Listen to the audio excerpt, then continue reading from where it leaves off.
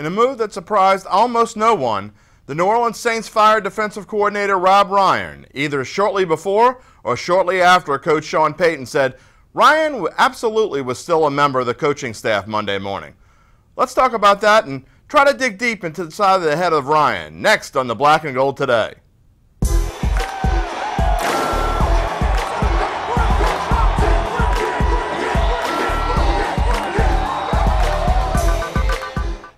Welcome to the Black and Gold Today, sponsored by Cadillac of New Orleans. I'm the one the Redskins did not score against, Jim Derry.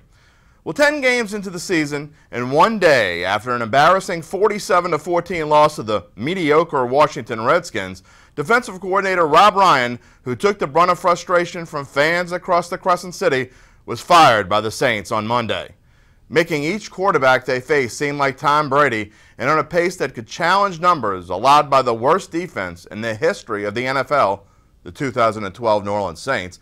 Rob Ryan became the sacrificial lamb.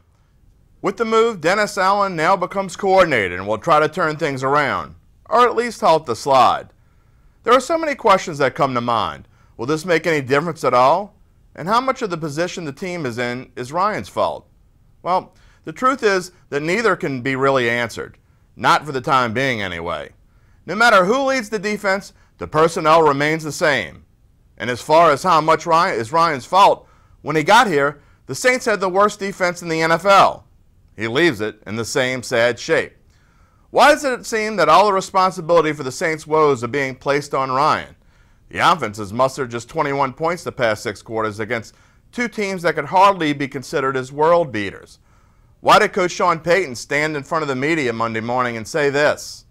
To any potential change, we would let you guys, you'd be the first to hear about it, but that's not, that's something we haven't even met on. And so I'll just leave it at that. Any questions? So at this moment right now, Rob Ryan is still a member of your staff? Absolutely.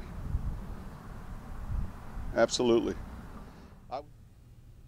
And just hours later admitted during his weekly coach's radio show that Ryan indeed was fired, and it took him several questions for him to even get to it. Did he not think it was important?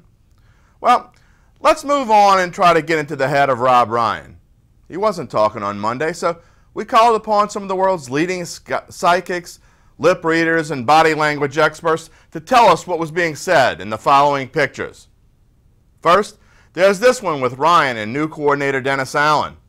We think what Ryan was saying was, "Okay, hotshot, I had this defense headed to break history. Let's see if you can top that." Next, we used our high-tech mics to catch what Ryan was whispering to Indianapolis coach Chuck Pagano. "Dude, you know how bad your team is to only score 21 points against us?"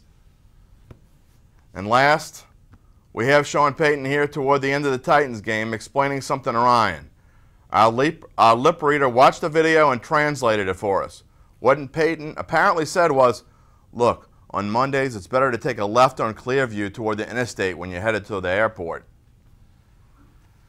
Well, we'll be right back with Tuesday's Extra Point. What's one of the nicest things that comes with your new Cadillac from Cadillac of New Orleans? 0% interest. Get 0% interest on all new Cadillacs, now at Cadillac of New Orleans. New owners, new attitude, on Lime Street in Rye in Metairie.